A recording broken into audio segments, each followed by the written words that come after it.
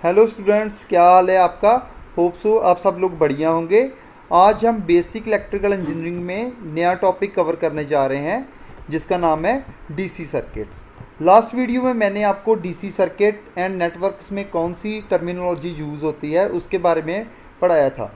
आप कोशिश करना, जिन स्टूडेंट्स ने मेरी लास्ट वाली वीडियो नहीं देखी है आप उस वीडियो को ज़रूर देखें, क्योंकि मैंने उसमें बताया था बहुत ही बेसिक चीज़ के बारे में बताया था, जैसे नोड क्या है, ब्रांच क्या है, जंक्शन क्या है, लूप क्या है एंड मैच क्या है।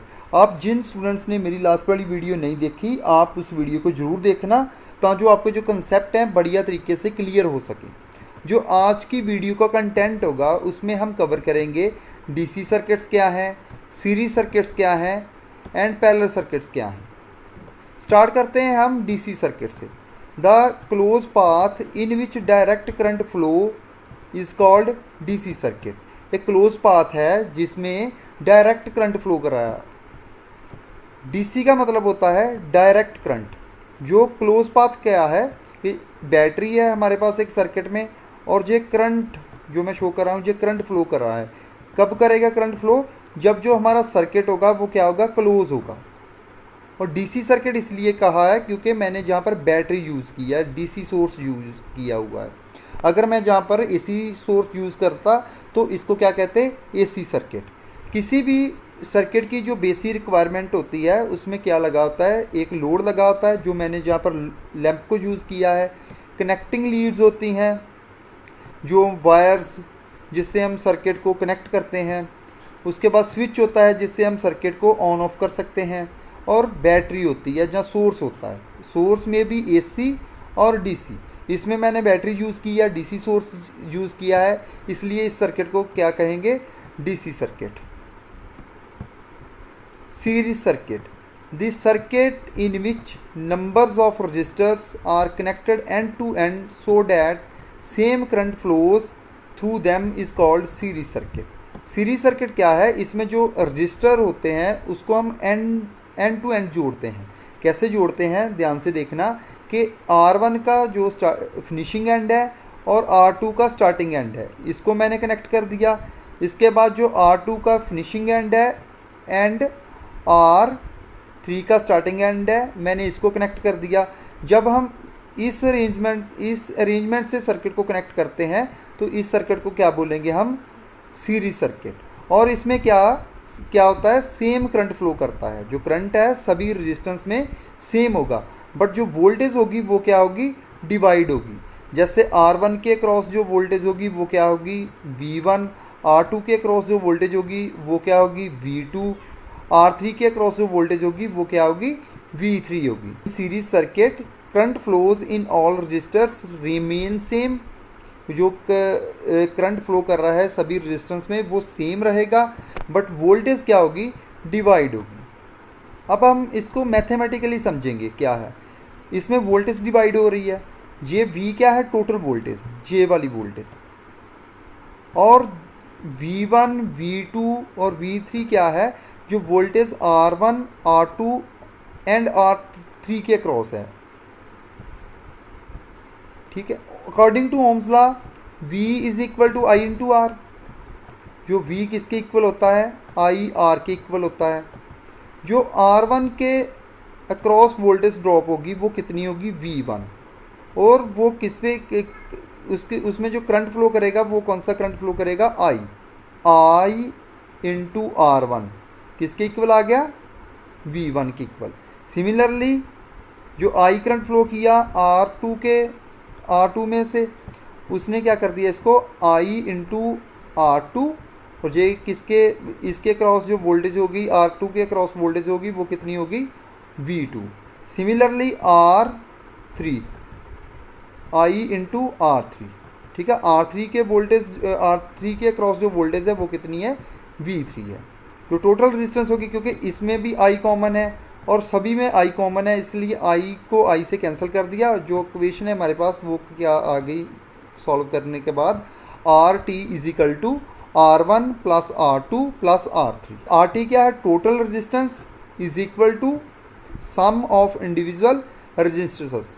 जो सीरीज सर्किट में पावर है वो किसके इक्वल होगी, 1/PT is equal to 1/P1 plus 1/P2 plus 1/P3 जो R3 की रेटिंग होगी पावर की। नेक्स्ट है एप्लीकेशंस ऑफ सीरीज सर्किट्स। इसकी जो फर्स्ट एप्लीकेशन है वो क्या है, डेकोरेशन पर्पजेस। जो डेकोरेटिव लाइट्स बनती है उसको किस में कनेक्ट करते हैं हम, सीरीज़ में कनेक्ट करते हैं। और नेक्स्ट जो एप्लीकेशन है वो क्या है कि जो हमारे घर में मेन स्विच लगा होता है, इंडस्ट्री में भी मेन स्विच लगा है होता है, उसके आगे हमने फ्यूज़ यूज़ की करते हैं। फ्यूज़ जो कनेक्ट होते हैं वो सीरीज़ में कनेक्ट होते हैं मेन स्विच के।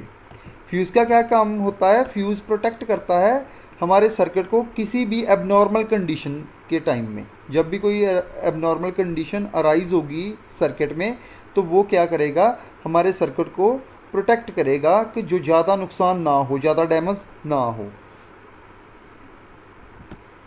Parallel circuits, the circuit in which one end of all the resistors is joined to a common point and other ends are also joined to the common points so that different current flows through them are called parallel circuit। इसमें क्या करते हैं हम कि जो हमने 3 resistance use की है इसमें, तो इनका जो स्टार्टिंग पॉइंट है एक जगह कॉमन कर देंगे, उसको कॉमन कर देंगे और फिनिशिंग एंड को भी कॉमन कर देंगे और उसको किससे कनेक्ट कर देंगे, अपने वोल्टेज सोर्स से।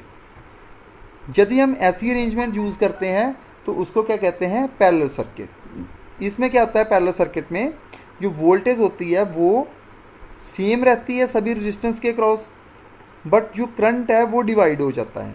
करंट किस पे डिपेंड करेगा कि रेजिस्टेंस की कितनी वैल्यू है। ठीक है, इसमें हम समझने की कोशिश करेंगे मैथमेटिकली हम इसको कैसे लिख सकते हैं। लास्ट जो सीरीज सर्किट पढ़ा था उसमें कौन सी चीज़ डिवाइड होती थी, वोल्टेज। और पैरेलल सर्किट में क्या डिवाइड होता है, करंट। आई क्या है, हमारे पास टोटल करंट है I1 I2 I3। I1 क्या है, जो करंट R1 में से फ्लो कर रहा है। I2 क्या है, जो करंट R2 में से फ्लो कर रहा है। I3 क्या है, जो करंट R3 में से फ्लो कर रहा है। I की value according to Ohm's law हम देखते हैं तो I की वैल्यू किसके इक्वल होगी, V/R के, V/R के। और V/RT टोटल रेजिस्टेंस आ जाएगा। V क्या, टू वोल्टेज, RT का मतलब total resistance. V/R1, I1 is equal to V/R1, I2 is equal to V/R2 and I3 is equal to V/R3। इसमें से जो V है वो कॉमन है इसलिए उसको कैंसिल कर देंगे। जो फाइनल इक्वेशन हमारे पास आएगी वो क्या आएगी, 1/RT is equal to 1/R1 plus 1/R2 plus 1/R3। और जो इसमें पावर होगी वो प्लस हो जाएगी, सभी पावर को प्लस कर देंगे हम। P1 जो R1 की पावर होगी, रेजिस्टेंस की पावर रेटिंग होगी, उसको हम P1 लिख देंगे। फिर P2 प्लस P3 जो टोटल पावर होगी वो किसके इक्वल होगी, P1 plus P2 plus P3 के equal. Applications of parallel circuits.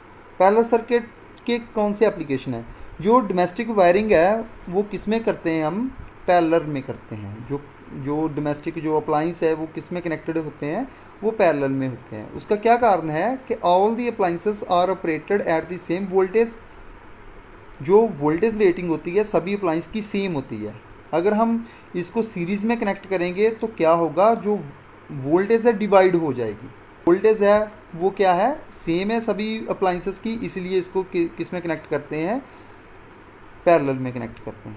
Each one of them can be controlled individually with the separate switch. इसका मतलब है कि जो हम हर एक सर्किट को, जैसे देखो कि जहाँ पर मैंने स्विच 1 है, मैं कभी भी L1 को ऑन और ऑफ़ कर सकता हूँ, इंडिपेंडेंटली इसको ऑफ़ कर सकता हूँ, इंडिविजुअली ऑफ़ कर सकता हूँ। अगर हमारे पास सीरीज सर्किट होता तो उसमें क्या होना था कि एक सर्किट को मैंने सपोज करते हैं कि मैंने एक लैंप को बंद किया तो उससे सारे लैंप बंद हो जाने थे। इसलिए पैरेलल सर्किट में क्या होता है कि हमें इंडिविजुअली कंट्रोल मिल जाता है। इंडिविजुअली हम हर एक अप्लाइंस को कंट्रोल कर सकते हैं कि फ़ैन को, चाहे सर्दियों में हमें लाइट चाहिए बट फ़ैन को नहीं चलाना चाहते तो उसमें क्या होगा, हम इस स्विच को ऑफ़ कर देंगे, बाकी जो हमारे स्विच हैं उनको ऑन रखेंगे। दिन के टाइम में हमें लाइट नहीं चाहिए तो हम लैंप को ऑफ कर देंगे स्विच की हेल्प से, लेकिन फ़ैन को चलाना है तो फ़ैन चलता रहेगा। मतलब हमें जो इंडिविजुअली सेपरेट कंट्रोल मिल जाता है, किस में मिलता है, पैरेलल सर्किट्स में मिलता है। नेक्स्ट एक क्वेश्चन है, डोमेस्टिक अप्लाइंस है, पैरेलल में क्यों कनेक्ट करते हैं। इसको मैंने समझाने की कोशिश की है, आप ध्यान से इसको समझना। Domestic appliances are rated for the same voltage. जो डोमेस्टिक अप्लाइंस होते हैं जैसे फ़ैन है, गीज़र है, हीटर है, लैंप है, रेफ्रिजरेटर है, जो इनकी वोल्टेज होती है सेम वोल्टेज होती है, जो रेटेड होते हैं सेम वोल्टेज में। जैसे मैंने 250 लिखा है, दोनों की जो फ़ैन और CFL मैंने इस एग्जांपल में लिया है, दोनों की रेटिंग क्या है, वोल्टेज रेटिंग क्या है, सेम है। और पावर डिफरेंट है। पावर जो फ़ैन है उसकी पावर रेटिंग कितनी है, 150 वाट, और CFL की रेटिंग कितनी है, 20 वाट। और उसके प्रोपोर्शनली जो करंट ड्रा करेगा हमारा सर्किट, जैसे इसकी पावर रेटिंग ज़्यादा है फ़ैन की, तो इसने ज़्यादा करंट ड्रा कर दिया। इसने कितना करंट ड्रा किया सप्लाई से, 0.6 एम्पियर। और CFL में कितना करंट फ्लो किया, 0.13 एम्पियर, 0.13 एम्पियर। उसमें आप समझ सकते हैं कि when connected in parallel, circuit को जब हम के पैरेलल में कनेक्ट करते हैं, the performance of each appliance becomes independent. Independent तो अपने आप ही बन गई, क्योंकि जो करंट है वो अलग अलग रहेगा सेम पावर को मेंटेन करने के लिए। यदि हम इसको सीरीज़ में कनेक्ट करते तो क्या होना था कि करंट सेम फ्लो करना था, उससे जो इसकी परफॉर्मेंस है वो डिपेंडेंट हो जानी थी किस पे, बाकी सर्किट पे। इसमें क्या है, जब performance of each appliance becomes independent of the other. जो नेक्स्ट पॉइंट है जो बताता है हमें कि हम डोमेस्टिक अप्लाइंस को पैरेलल में क्यों कनेक्ट करते हैं, ये वाला पॉइंट कहता है हमें, if a break occur in any one of the branch circuit it will have no effect on other branch circuit. इसका क्या मतलब है, हम एग्जांपल से समझते हैं कि अगर हमें जहाँ पर कोई फॉल्ट आ गया, इस सर्किट में कोई फॉल्ट आ गया, उससे क्या होगा, सिर्फ हमारा यही लैंप बंद होगा, और दूसरे जो दो हमारे जो अप्लाइंस कनेक्टेड है इसको कोई भी इफेक्ट नहीं होगा। ठीक है, जैसे हमने यहाँ पर पढ़ा, it will have no effect on the other branch circuits. अब देख सकते हैं यहाँ पर कि इस पर कोई भी इफेक्ट नहीं पड़ेगा। But in case of series circuit, अगर जहाँ पर कोई फॉल्ट आ गया तो उससे क्या होगा कि जो हमारा पूरे का पूरा सर्किट है वो क्या होगा, बंद हो जाएगा। बाकी जो आप नोट्स हैं वो लगातार बनाते रहें, जो एग्ज़ाम के टाइम आपको काफ़ी हेल्प मिले। Thank you students.